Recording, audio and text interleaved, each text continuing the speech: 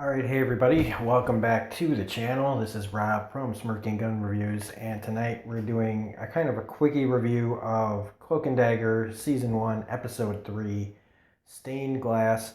So if you haven't seen this episode, there will be spoilers. There's not really much to spoil though, and that's why this is going to be a quickie review. Um, I guess there's 10 episodes in this first season. Most Marvel shows, like on Netflix, they have 13. Shows like Agents of S.H.I.E.L.D. have like 22. Um, Runaways, I think on Hulu had like, I don't know how many that had. It might have had 10 too. But their show clipped along at a pretty good rate. I feel like this is kind of a step. They're slowing down when they need to keep the momentum going. Now, I don't mean that means that they need to know what their powers are and just jump right into superhero stuff, because I realize that you need kind of episodes like this.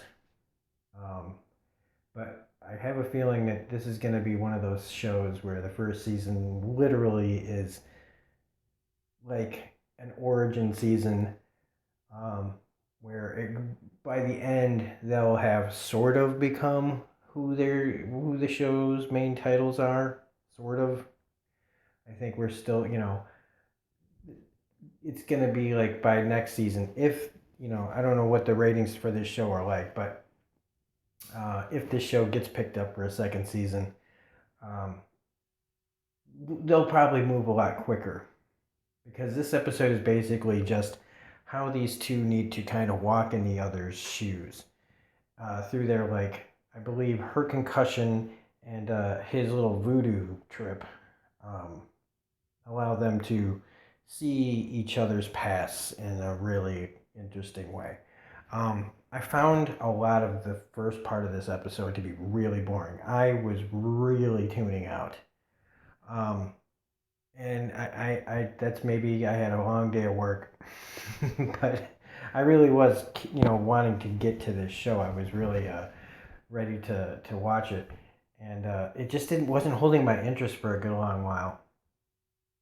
And but I do appreciate the whole that they need to figure out their connection, because right now when they know each other, they don't really have much of a reason to. He seems to be more interested in figuring out what's going on than she does, and so I feel like by them walking in each other's shoes a little bit, this forces them kind of like to come closer together and figure things out. And like by next like week, you see in the trailer for next week's video, he does see the cloak. He finds the cloak that he hopefully will be wearing. Um, so it looks like there will be more further progression. But this, like, my problem with this is that um, this is going to be like this is going to be a slow burn, and I don't know like how much I like that, and it's probably because I've gotten spoiled. Daredevil, he was Daredevil when the show started. The Punisher, he was, he was developed in Daredevil season 2. So when he got his own show, we didn't need an origin. Jessica Jones was Jessica Jones. Luke Cage was, kind of Luke Cage. He gets more into it as it goes on, but we weren't bogged down by a whole season of uh, origin story. And with this, that's the complete opposite.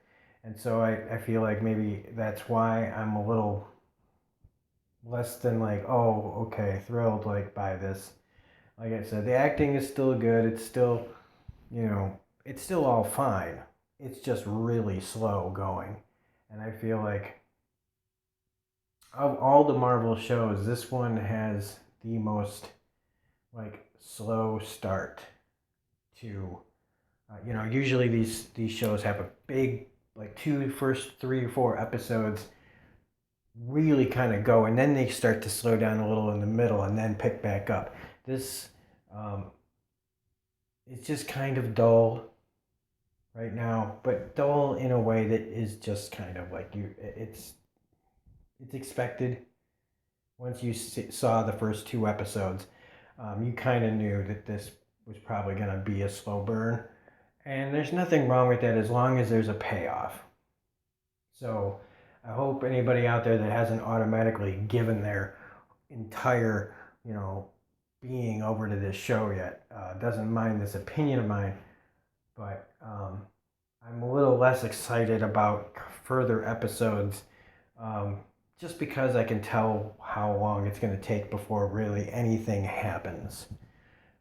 And so I'm hoping that the show picks up gets picked up for a second season, so that way the second season goes, it'll be much faster. Now people are going to be like, I'm complaining about, it's only the third episode and blah, blah, blah. But I mean, I watch a lot of shit. Okay. I know the structures and stuff. And this really, if you've watched all the other shows, it's just a lot slower. And it doesn't mean that we're not getting to know the characters. Character is very important. But if there's a lot of episodes like this where really they take a whole hour to tell a very simple thing that could be, resolved a little bit quicker, that's where my concern is. But it does, like I said, it was still a good enough episode, especially, by the end of it. That they both figure out that there's a different way to go.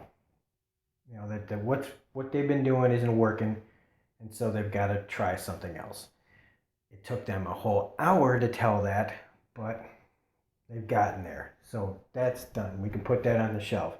Now we see that they are going to have the conversation. They are going to start figuring out their shit, their powers, all the stuff that they can do.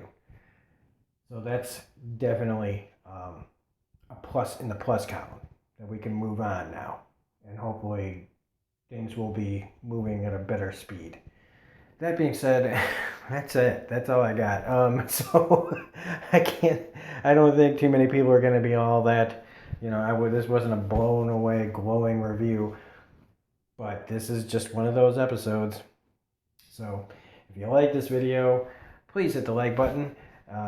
Please subscribe. We just passed 100 subscribers, and that is just amazing. I want to thank everybody out there for all the support. The continued support. I will continue to do Cloak and Dagger along with Handmaid's Tale and Preachers coming up and Westworld and comic reviews. So if this video was kind of boring, check out some of my other ones. But that being said, we will see you on the next Cloak and Dagger next Thursday. So have a great night, and again, be kind to each other, and we will see you on the next video. Bye.